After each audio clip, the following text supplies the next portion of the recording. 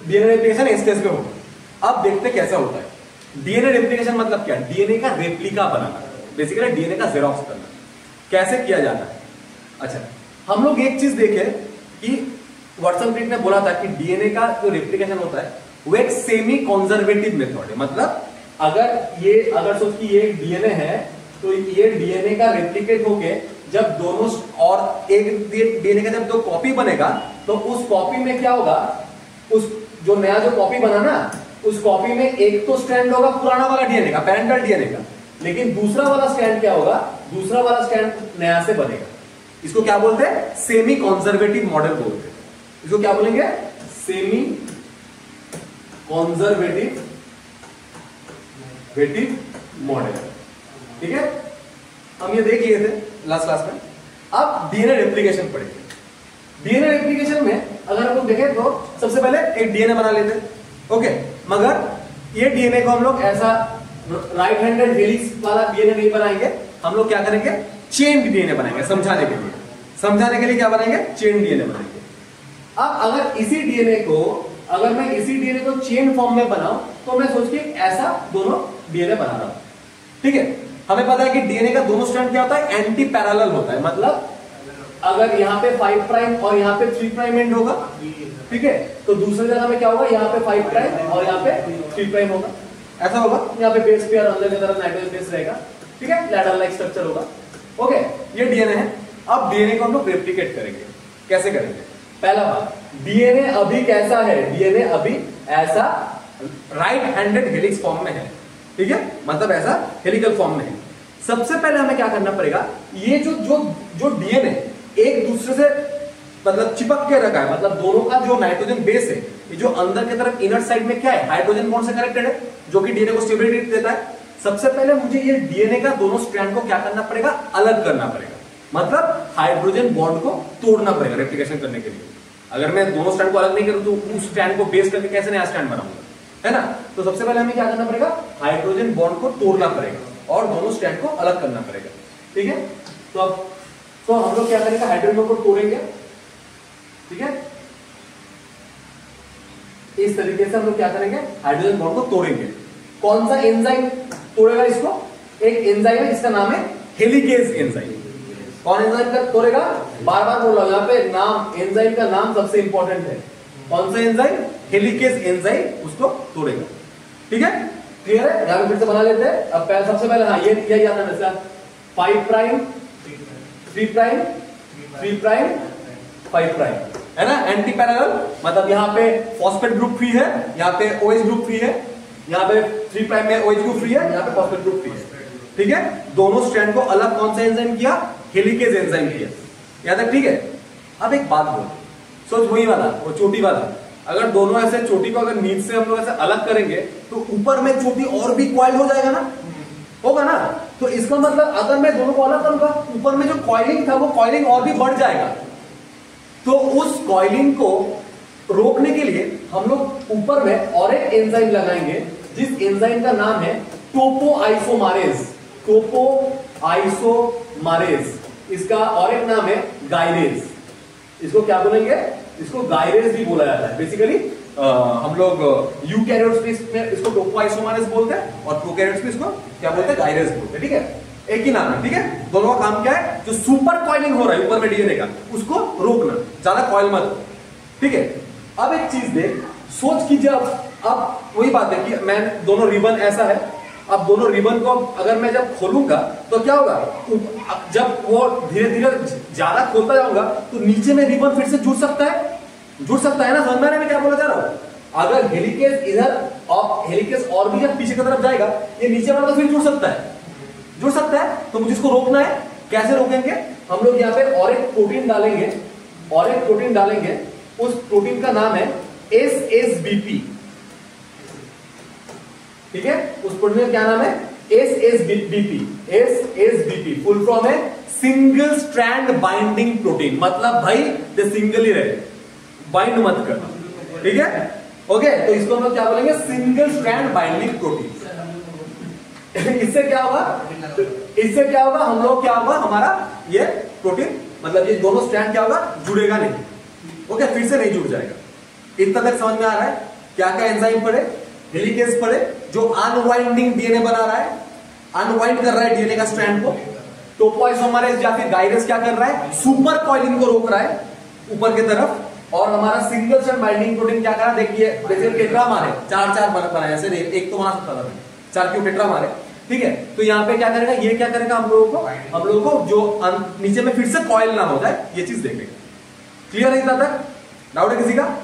अब देख, ये देखने में एक वाई शेप फॉर्क जैसा लग रहा है ना, वाई शेप फॉर्क जैसा लग रहा है। इसको ये है तो रेप्लिकेशन में बोलेगा कैसा फॉर्क बनता है, बोला वाई शेप फॉर्क बनता है।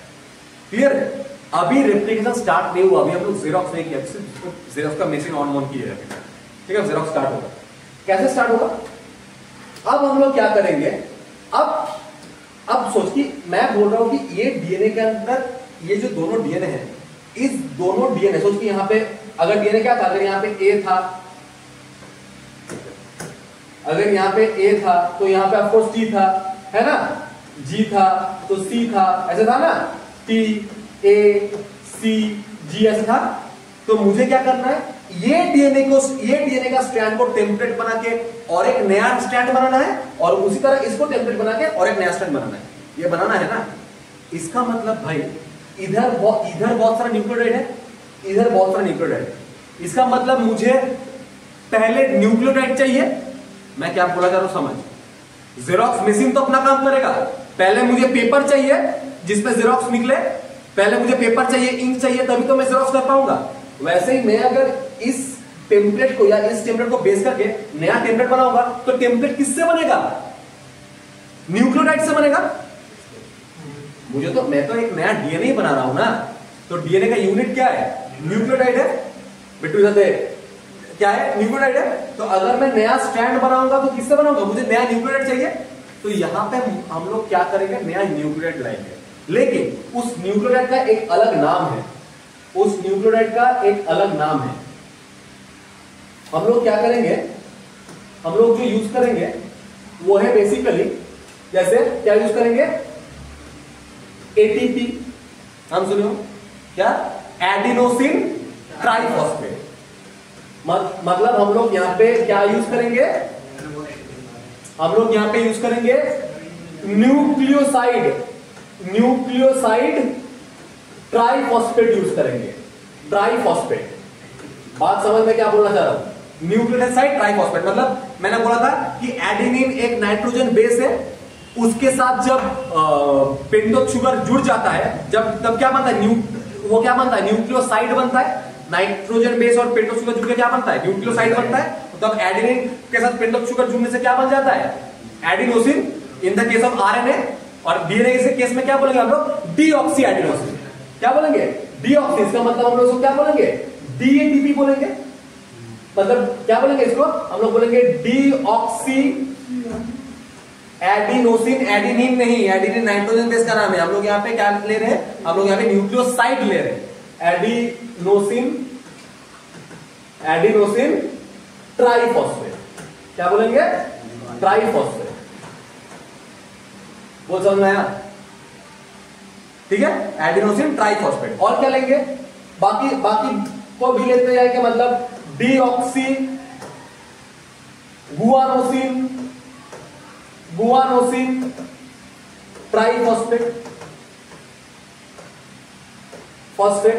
और क्या लेते जाएंगे, बोल, डीऑक्सी, बोलता जा भाई कोई, बोल। साइटोसिन को क्या बोला, साइटोसिन का न्यूक्लियोसाइड का नाम क्या है, साइटोसिन क्या होगा, साइटिडीन। क्या रहेगा, डीऑक्सी साइटिडीन ट्राइफॉस्फेट ओके। और क्या रहेगा, और हमारा और क्या, और एक बोल क्या बाकी है, थायमिडिन। ठीक है, क्या रहेगा, डीऑक्सी थायमिडिन ट्राइफॉस्फेट है ना। ट्राइफॉस्फेट यूरिन चाहिए हम लोगों को, यूरिन का चाहिए तो आरएनए में रहेगा, वो आरएनए में रहता है। अब एक बात बोल, एक चीज समझ, हमें पता है कि न्यूक्लियोसाइड के साथ अगर एक फॉस्फेट ग्रुप जुड़ता है तो वो न्यूक्लियोटाइड बनता है ना। ठीक है, तो हमें पता है कि न्यूक्लियोसाइड के साथ मतलब क्या है, pentose sugar plus nitrogen base plus phosphate group, ये तीनों जुड़े क्या बनता है, न्यूक्लियोटाइड बनता है। तो हमें तो चाहिए था एक फॉस्फेट ग्रुप, आप तीनों लगा दिए, ट्राइफॉस्फेट का तीन फॉस्फेट लगा दिया, ऐसा क्यों? हाँ, ऐसा क्यों? बात समझ, ये जो हमारा रेप्लिकेशन है ना, पहला बात तो क्या, ये रेप्लिकेशन एक बहुत ही एनर्जी कंज्यूमिंग एक रिएक्शन है, बहुत एनर्जी। एक बात बोलना, हेलिकेज का ऐसा छोटा छोटा करके तोड़ रहा है, पूरा चेन को एक बार खोल देता है ना, एक बार खोल दोगे तो बहुत ज्यादा एनर्जी चाहिए एक बार में। हमारा सेल का, हमारे पास उतना पैसा नहीं है कि एक बार में उतना पैसा इन्वेस्ट कर दे, धीरे धीरे इन्वेस्ट करेंगे ना, समझ में आ रहा है बात? तो हम लोग क्या करेंगे, तो उतना एनर्जी नहीं है हमारे पास। पहला बात कि हम लोग एक बार में पूरा खोल दें, ये पहला बात हुआ। दूसरा बात क्या हुआ, देख हमें एनर्जी कहां से मिलेगा, हमें पता है कि जब एटीपी टूट के, जब एटीपी से क्या बनता है, एडीपी और इनऑर्गेनिक फॉस्फेट जब बनता है तो क्या बनता है, एनर्जी निकलता है। इसका मतलब एडिनोसिन ट्राइफॉस्फेट से जब फॉस्फेट ग्रुप मुझे तो चाहिए एक तो फॉस्फेट ताकि न्यूक्लियोटाइड बने, लेकिन बाकी फॉस्फेट को जब हम लोग निकालेंगे उससे क्या बनेगा, एनर्जी निकलेगा। वही एनर्जी को हम लोग यूज करेंगे इस रिएक्शन में। समझ में आया बात में क्या, क्यों ऐसे? वो एटीपी ले लो, जीटीपी ले लो, सीटीपी ले लो, उसके बाद टीटीपी ले लो, मतलब जो भी ट्राइफॉस्फेट ले लो, हर एक ट्राइफॉस्फेट से अगर हम लोग फॉस्फेट को रिमूव करता जाएंगे तो उससे एनर्जी निकलेगा, वही एनर्जी को हम लोग यूज करेंगे रेप्लिकेशन में।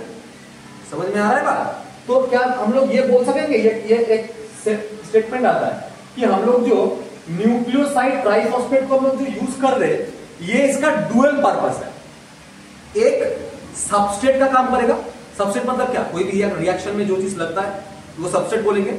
एक क्या काम करेगा, एक सबस्ट्रेट में काम आएगा और दूसरा किस में काम आएगा, दूसरा एनर्जी सोर्स में काम आएगा। समझ में आ रहा है? डुअल रोल याद रहेगा, एक सबस्ट्रेट में, दूसरा एनर्जी सोर्स, एनर्जी प्रोवाइड करेगा। क्लियर है बात?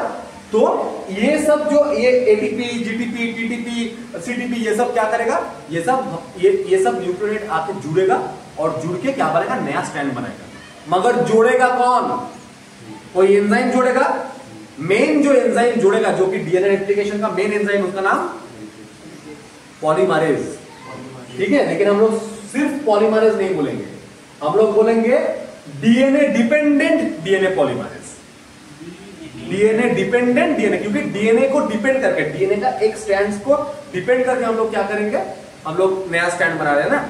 हम लोग उसके बाद देखेंगे, जब हम लोग ये पढ़ेंगे, ट्रांसक्रिप्शन पढ़ेंगे, तब देखेंगे कि डीएनए इंडिपेंडेंट भी है कुछ पॉलीमरेज, तो कुछ एंजाइम है बेसिकली। तो ये क्या है, डीएनए डिपेंडेंट डीएनए पॉलीमरेज है। ओके, क्लियर है बात? तो ये डीएनए डिपेंडेंट डीएनए पॉलीमरेज क्या करेगा, ये एक एक करके एटीपी, जीटीपी जो भी है, जो भी उसका कॉम्प्लीमेंट्री में है, ए रहेगा तो टीटीपी को लाएगा, टीटीपी को नहीं लाएगा, सिर्फ टी को लाएगा, मतलब टीटीपी में इसका फॉस्फेट को निकाल देगा, सिर्फ न्यूक्लियोटाइड को लाएगा।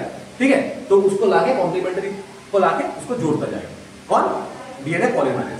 मगर इसका एक उसूल है, बोलेगा इसका दो उसूल है बेसिकली। एक बोलेगा कि हम हमेशा 5 प्राइम से 3 प्राइम एंड तक क्या करेंगे, हम हमेशा चेन को बनाएंगे, पहला उसूल। समझ में आ रहा है बात?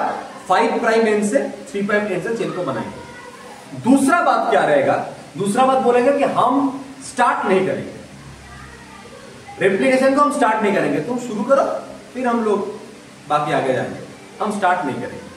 ठीक है, इसका मतलब ये इसका गजब उसूल। अब ठीक है, अब क्या है, तो ये उसूल को, अब इस उसूल को मुझे मनाना है। हम मनाने के लिए, स्टार्ट करवाने के लिए, रेप्लिकेशन को स्टार्ट करवाने के लिए क्या लाएंगे, हम लोग लाएंगे आरएनए प्राइमर को। ये क्या करेगा, रेप्लिकेशन स्टार्ट करेगा, बाकी लेके जाएगा सामने कौन, हमारा डीएनए पॉलीमरेज, स्टार्ट नहीं करेगा, पहला कदम को नहीं लेगा। ठीक है, अच्छा, अब ये डीएनए का वाई शेप फॉर्क है ना, 5 prime to 3 prime, 3 prime to 5 prime. एक चीज याद रखना कि डीएनए का जो रेप्लिकेशन स्टार्ट हो रहा है, इस पार्ट को बोलते हैं ऑरी रीजन, मतलब जहां पे ओरिजिन हो रहा है रेप्लिकेशन, ठीक है, जहां से डीएनए का रेप्लिकेशन स्टार्ट होता है उसका हम लोग क्या बोलेंगे, ऑरी रीजन या फिर ओरिजिन ऑफ रेप्लिकेशन।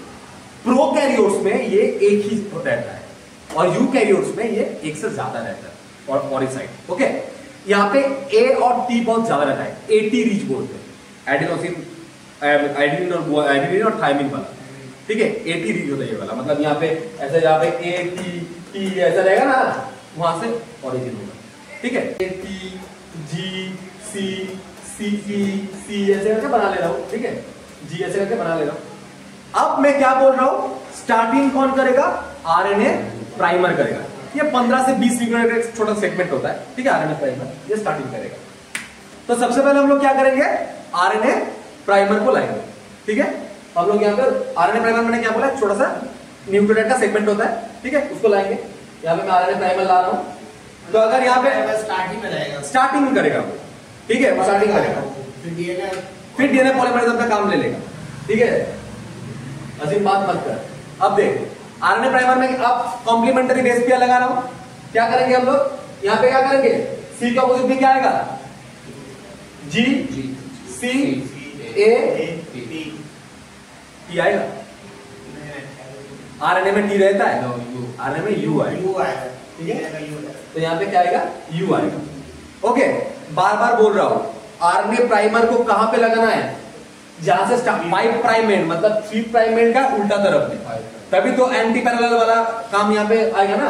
तो हम लोग ये तो यहाँ पे क्या हुआ, 5 प्राइम एंड स्टार्ट होगा, ठीक है, यहाँ पे क्या स्टार्ट हुआ, 5 prime and, 5 prime and. Okay, बाकी उसके बाद डीएनए पॉलीमरेज क्या करेगा, अपना काम नाइट्रोजन बेस जुड़ जाएगा। यहाँ पे टी है तो ए है, जी है, यहाँ पे टी आएगा क्योंकि ये डीएनए है, ए के अपोजिट में टी आएगा, यहाँ पे क्या आएगा, सी आएगा, ऐसे करके जुड़ता जाएगा। ओके, अब देख इस पार्ट में ये डीएनए है ना, डीएनए तो वो तो डीएनए डिपेंडेंट डीएनए पॉलीमरेज है, डीएनए पॉलीमरेज नाम है, तो ये तो टी मतलब ए या टी लाएगा, मतलब ए के अपोजिट में टी लाएगा क्योंकि इसके पास तो टी है।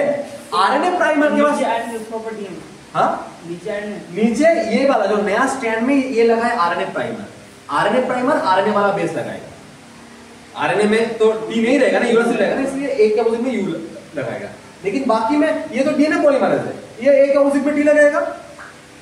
समझ में आया बात? अब ये बढ़ता जाएगा धीरे धीरे, हेलिकेज पीछे में जाएगा, इधर बढ़ता जाएगा, तो ये ऐसे करके हमारा डीएनए का नया स्टैंड बनेगा। अभी खत्म नहीं हुआ, क्या होगा, अब देख यहां पे तो बिंदास ये बढ़ता जाएगा, ठीक है, लेकिन इस स्टैंड में देख, क्या इस स्टैंड में हम लोग इधर आरएनए प्राइमर लगा पाएंगे, इधर आरएनए प्राइमर लगा पाएंगे, ऊपर कहां पे लगाए, इधर लगाएंगे। अगर मैं यहाँ पे क्या आरएनए प्राइमर लगा पाएंगे, नहीं लगा पाएंगे। क्यों नहीं लगा पाएंगे, क्योंकि यहाँ पे तो 5 प्राइम, वो तो उसका उसूल है ना कि 5 प्राइम टू 3 प्राइम, तो 5 प्राइम के अपोजिट में कैसे 5 प्राइम आएंगे, तो यहाँ पे आरएनए प्राइमर नहीं लगा पाएंगे। हमें तब आरएनए प्राइमर इस स्टैंड में कहां पे लगाना है, इस जगह में लगाना है, ताकि 5 प्राइम से 3 नीचे की तरफ 3 प्राइम होगा, ताकि 5 प्राइम से 3 प्राइम में बन सके। तो यहाँ पे आरएनए प्राइमर आया, फिर स्टार्ट किया, और फिर नया चेन कौन बनाता चला गया, नया चेन हमारा डीएनए पॉलीमरेज बनाता चला गया डीएनए पॉलीमरेज बनाते। लेकिन एक बात देख, ये जो स्ट्रैंड है, ये स्ट्रैंड क्या हो जा रहा है, ये स्ट्रैंड कंटिन्यूअस मतलब बनता जा रहा है। लेकिन अब सोच कि अगर मैं हेलिकेज को और थोड़ा ऊपर कर दूं, अब हेलिकेज और थोड़ा ऊपर चला गया, हेलिकेज अब सोच कि हेलिकेज इधर है, हेलिकेज इधर है, ठीक है, अब क्या होगा, अब जब और ऊपर चला जाएगा तो इस स्ट्रैंड तो डायरेक्ट एकदम बिंदास बढ़ेगा, लेकिन ये वाला स्ट्रैंड में क्या होगा, फिर यहाँ पे और एक मुझे आरएनए प्राइमर लगाना पड़ेगा, फिर यहाँ पे और एक आरएनए प्राइमर लगाना पड़ेगा ना, और फिर आरएनए प्राइमर लगाने के बाद फिर क्या होगा, फिर डीएनए बढ़ेगा। तो देख एक स्ट्रैंड कंटिन्यूअस ग्रो कर रहा है, इसको हम लोग बोलते हैं लीडिंग स्ट्रैंड। क्या बोलेंगे, लीडिंग स्ट्रैंड। और ये स्ट्रैंड रुक रुक के ग्रो कर रहा है, इसको बोलेंगे लैगिंग स्ट्रैंड, बोलते हैं लैग हो रहा है थोड़ा सा, ठीक है, तो क्या करेंगे, इसको क्या बोलेंगे, लैगिंग स्ट्रैंड। ओके, समझ में आ रहा है बात? क्वेश्चन में बोलेगा कि जो लीडिंग स्ट्रैंड है वो उसका टेम्पलेट क्या रहेगा, लीडिंग स्ट्रैंड का टेम्पलेट क्या रहेगा 3 प्राइम टू 5 प्राइम, और लैगिंग का टेम्पलेट क्या रहेगा 5 टू 3 प्राइम। टेम्पलेट क्या बात बोल रहा हूं मैं, बढ़ेगा दोनों 5 का, तो नया चेन तो 5 प्राइम से 3 प्राइम में बन रहा है, लेकिन टेम्पलेट क्या रहेगा ये वाला रहेगा। कंफ्यूज मत होना, यहाँ पे बढ़ रहा है दोनों 5 टू 3 प्राइम, लेकिन टेम्पलेट आएगा यहाँ पे 3 प्राइम टू 5 प्राइम, यहाँ पे 5 प्राइम टू 3 प्राइम। ओके, समझ में आ रहा है बात। अब देख लैगिंग स्ट्रैंड में क्या हो रहा है, हमें बहुत सारा डीएनए का टुकड़ा मिल रहा है। हमें क्या करना पड़ रहा है, बहुत सारा डीएनए का टुकड़ा मिल रहा है ना, समझ में आ रहा है बात। अब थोड़ा ऊपर में जाएगा, फिर एक टुकड़ा आएगा आरएनए प्राइमर डीएनए, फिर एक टुकड़ा आएगा, ऐसा है बहुत सारा डीएनए का टुकड़ा मिलेगा। इस डीएनए का टुकड़ा को या फिर फ्रैगमेंट्स को बोला जाता है ओकाजाकी फ्रैगमेंट। एक एक टुकड़ा को क्या बोला जाएगा, इसको बोला जाएगा ओकाजाकी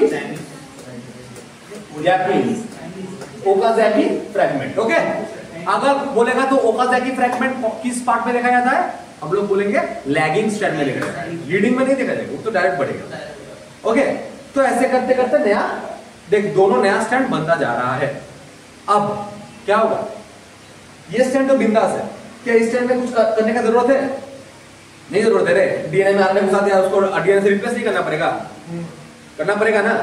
हाँ, और यहाँ पे तो बहुत सारा आरएनए प्राइमर है, पहला बात है ये। तो एक चीज याद रखना, 3 तरीके का डीएनए पॉलीमरेज रहता है, DNA polymerase 1, polymerase 2, polymerase 3। Okay, main polymerase का मेन काम मैंने क्या बोला, न्यूक्लियोटाइड लाके नया स्ट्रैंड बनाना, आके आके जोड़ जोड़ के नया स्ट्रैंड बनाना। ये मेन काम कौन करता है, सबसे अच्छा कर पाता है डीएनए पॉलीमरेज 3। डीएनए पॉलीमरेज 3 ये काम सबसे अच्छा कर पाता है, ठीक है। मगर डीएनए पॉलीमरेज 1 और 2 भी इसको हेल्प करता है, लेकिन वो लोगों का मेन और भी काम है। एक काम क्या है, जो आरएनए प्राइमर है उसको डीएनए का टुकड़े के साथ रिप्लेस करना। डीएनए में यू क्या करेगा भाई, उसको तो मुझे यू को तो मुझे रिप्लेस करना पड़ेगा ना, टी से वो रिप्लेस करेगा, तो आरएनए प्राइमर को हटा के वहां पे डीएनए डालेगा, ठीक है। इसको बोलते हैं एक्सोन्यूक्लियस एक्टिविटी, ये हम लोग बायोटेक्नोलॉजी में पढ़ेंगे, ठीक है। एक्सोन्यूक्लियस एक्टिविटी ये काम किया वो आरएनए पॉलीमरेज 1 2 मिलके, और एक काम करता है प्रूफ रीडिंग वाला काम, कंटिन्यूअस चलता है। मतलब एक बात बोल, सोच ये बहुत फास्ट होता है, ठीक है। मतलब देखना कि 2000 बेस पेयर पर सेकंड में होता है, ठीक है। तो वहां पे क्या रहेगा, तो ये काम इतना फास्ट होगा, तो अब सोच कि टी के ऑपोजिट में ए लगाना है, जी के ऑपोजिट में सी लगाना है, गलती से अगर टी के ऑपोजिट में सी लग गया कांड हो जाएगा, ठीक है ना। सिकल सेल एनीमिया, हाँ सीएटी, ठीक है, और जीएजी का जैसे यूजी बन गया था वैसे कांड हो जाएगा। तो अगर कुछ गलती हो गया उसको प्रूव, उसको देखना है कि भाई गलती ना हो जाए, तो आरएनए पॉलीमरेज 3 पीछे सामने जाएगा, तो पीछे में और एक आरएनए आएगा, आरएनए पॉलीमरेज 1 2 ये सब आएगा, तो कुछ गलती नहीं हुआ ना, इसको बोलते हैं प्रूफ रीड करना। तो क्या क्या काम है तीनों का, पहला बात है न्यूक्लियोटाइड को एडिशन करना, चेन बनाना, ठीक है, स्ट्रैंड बनाना, दूसरा एक्सोन्यूक्लियस एक्टिविटी और प्रूफ रीड करना। बोल दिया पॉलीमरेज का एक्टिविटी पढ़ लिए। पॉलीमरेज का एक्टिविटी पढ़ने के बाद हम लोग क्या करेंगे, पॉलीमरेज का एक्टिविटी पढ़ने के बाद हम लोग देखेंगे कि अभी मेरे पास एक तो चेन कंटिन्यू बन चुका है, लेकिन हमारा जो लैगिंग स्ट्रैंड है यहाँ पे बहुत सारा टुकड़ा है, ओकाजाकी फ्रैगमेंट है, वहां पे आरएनए प्राइमर को हटा के मुझे डीएनए को जोड़ना है ना। वो जोड़ने के लिए हम लोग जो एंजाइम यूज करते हैं उसको हम लोग बोलेंगे लाइगेज एंजाइम।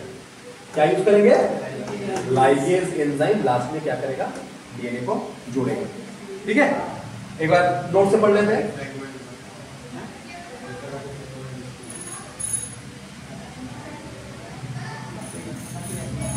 देख तो पूरा एक बार जान लेते हैं। स्टार्ट में रेप्लिकेशन स्टार्ट हुआ, क्या रहेगा, इनिशिएशन। इनिशिएशन में क्या होता है, इनिशिएशन में जो ऑरी साइट होता है उस ऑरी साइट में क्या होता है, इनिशिएशन होता है। ऑरी साइट हमेशा क्या होता है, एटी रिच होता है। एटी मतलब एटी एडेनिन थायमिन रिच होता है। प्रोकैरियोट्स में एक ही ऑरी साइट रहता है और हमारा जो यूकैरियोट्स है उसमें मेनी ऑरी साइट रहता है।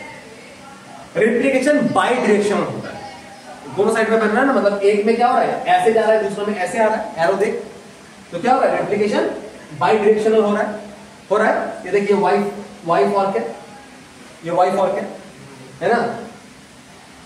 अच्छा, उसके बाद इलोंगेशन। इलोंगेशन मतलब वही बात, जब नया स्ट्रैंड बनेगा, इलोंगेशन हमेशा क्या होगा, 5 प्राइम टू 3 प्राइम एंड होगा, वही इलोंगेशन। लेकिन स्टार्टिंग करने के लिए हमें क्या चाहिए, आरएनए प्राइमर चाहिए, डीएनए पॉलीमरेज का उसूल है। लैगिंग स्टैंड, एक है लीडिंग स्टैंड, एक है लैगिंग स्टैंड। लैगिंग स्टैंड क्या होगा, डिसकंटिन्यूअस होगा, जहां पे ओकाजाकी स्टैंड रहेगा।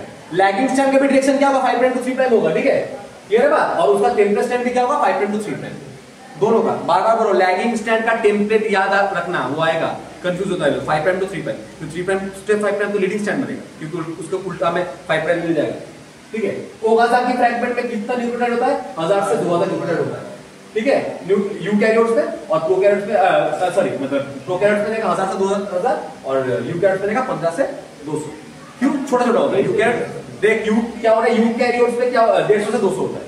कितना क्यों ऐसा होता है, क्योंकि यूकैरियोट्स में छोटा छोटा बनता है, ज्यादा एनर्जी चाहिए। हम लोग का और भी काम है, सिर्फ रिफ्लेक्शन करना काम नहीं है हम लोग का, ठीक है। उसके बाद क्या है, डीएनए पॉलीमरेज। क्या बोला, पॉलीमरेज 3 टाइप का होता है, ठीक है। डीएनए पॉलीमरेज 3 टाइप का होता है। क्या क्या रहेगा, पॉलीमरेज 1 जिसको कोरनबर्ग एंजाइम बोलेंगे, नहीं आएगा, कोरनबर्ग एंजाइम बोला जाता है, नहीं आएगा। ये क्या करता है, ये आरएनए प्राइमर को रिमूव करता है। आरएनए प्राइमर को रिमूव कौन करेगा, पॉलीमरेज 1। इसको बोलते हैं एक्सोन्यूक्लियस एक्टिविटी, जो मैंने बोला कुछ चीज को रिमूव करना, ठीक है। फिल द गैप, वही बात है, जो गैप बन चुका है ना, आरएनए प्राइमर हटा देगा तो गैप बन जाएगा ना बीच में, तो क्या कौन करेगा, ये भी, ये डीएनए पॉलीमरेज 1 करेगा, लेकिन 5' to 3' एंड में करेगा, ओके। और क्या करेगा, प्रूफ फिट तो करेगा। प्रूफ फिट कैसे करेगा, 3' to 5' एंड में करता जाएगा, ठीक है। अच्छा, डीएनए पॉलीमरेज 2 क्या करेगा, इन्वॉल्व इन रिपेयर, ये भी रिपेयर करेगा और एक्सोन्यूक्लियस एक्टिविटी करता जाएगा। पॉलीमरेज 3 बार बार बोल रहा हूं, मेन एंजाइम है, ठीक है। यहां पे देख, ये वाला पॉइंट है, ये देख क्या करता है, ई कोलाई में पॉलीमरेज क्या करता है, 2000 बेस पेयर पर सेकंड में डालता है, ठीक है, याद रखना।